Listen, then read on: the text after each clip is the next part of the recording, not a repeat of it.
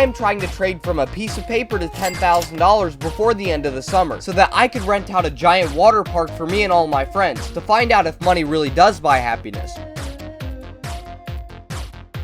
We have already made a ton of progress by trading the piece of paper for a broken ankle bracelet. Then some very kind strangers decided to trade me a $20 bill for the anklet. Then I lowballed a ton of people on Facebook Marketplace, and that led me to trading the $20 bill for a $200 bike. And now we have to get rid of the bike. At the end of the last episode, I put up an ad on Facebook Marketplace hoping that I was going to get a few offers. But when I opened it and checked, there was nothing. I mean, a few people did view it, but I needed offers. So I decided to start sending people messages offering them to trade my bike for their expensive items. And to my surprise, a lot of people were actually interested in the idea of trading for a bike. But no one wanted my bike. You see, remember when I told you that my bike was worth $200? The only reason that it was worth that much is because it was a vintage bike. And vintage bikes tend to hold a lot of value to bike collectors, but to the untrained eye, it only looks like some old rusty piece of junk, and that's why everyone was declining my trade offer. If I was going to actually trade this bike, I needed to get a hold of someone who actually understood the value, and that's where my good friend Oscar comes in. You see, Oscar is my little brother's friend's dad. I know it's weird, but he's apparently really into bikes and knows a lot about them, so I decided to send him a message. Hi, this is JJ. I heard that you were into bikes. Hi JJ, how are you doing? Yes, I am into bikes. Good, good. I have an offer for you though, and it's sort of a weird one. You see, I'm doing this challenge for you. No, sorry, got no space. I can give you an item, I just can't take the bike. Sadly, I couldn't do that because it would go against the challenge. But there was still a little hope because Oscar sent me 2 phone numbers of people that were also into bikes. So I sent them both a message and I waited for a response. As I waited, I decided to waste no time and take part in one of my favorite activities, lowballing people on Facebook Marketplace. No, just kidding, I hate it. It really starts to get old after 1,000 messages. But I knew it had to be done. I was willing to trade really anything for over $200 just to get rid of this bike. I had this bike for way too long and I was getting less and less motivated every day. But then I remembered a quote that the great Sun Tzu once said. You must subscribe to that one dude. He is a great YouTuber. If you didn't understand that quote, I was telling you to subscribe. Anyways, I finally messaged someone who was willing to trade me for the bike. He was going to trade me a set of Bose speakers that were worth around $300. Or so I thought. You see, when I was messaging him to trade for my bike, I forgot to ask about one minor detail. Does the speakers work? Yes, I know I'm dumb. But it wasn't too late to ask. So I messaged him, and he didn't respond back. But on the bright side, one of Oscar's friends that I had messaged earlier responded to my text. Hello, my friend Oscar told me that you were into bikes. Yes, I know Oscar, how can I help you?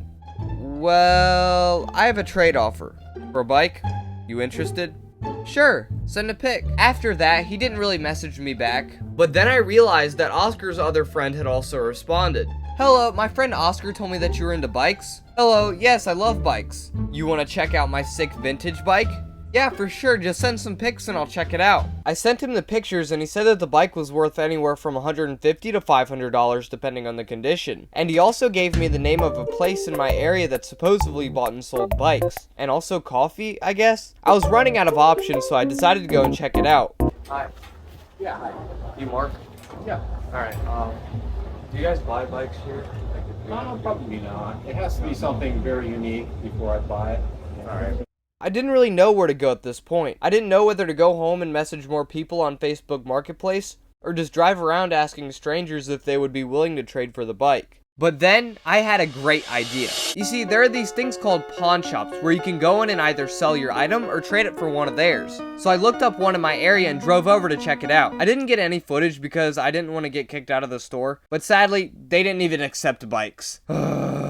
I decided that it was probably a good idea to call the pawn shops before I decided to drive 25 minutes to a place that didn't even accept bikes. Okay, so I called the first place and they didn't accept bikes. Then I called the next place and they also did not accept bikes. And I called the next place and you guessed it, they did not accept bikes. But the last pawn shop that I called told me about this group on Facebook Marketplace that was all about buying and selling bikes. So I did what any man trying to sell his bike would do and I joined. But there was only one problem. I wasn't allowed to just join. I had to give the moderator a good reason for him to let me join. So I was completely honest and told him that I wanted to sell my bike. Then I really didn't know what to do anymore. For the last 5 days, all I did was try to sell this this bike. I'd messaged close to 1,000 people on Facebook Marketplace and I was burnt out. So I went to bed and hoped for a miracle to happen the next morning.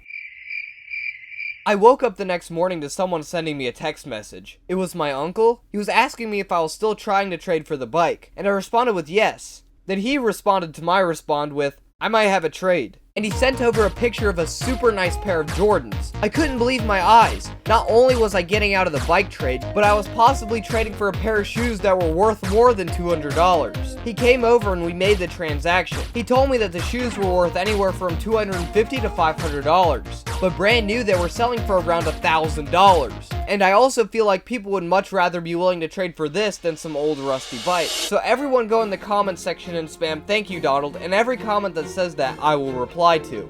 But you do gotta wonder, will I get to $1,000 next episode?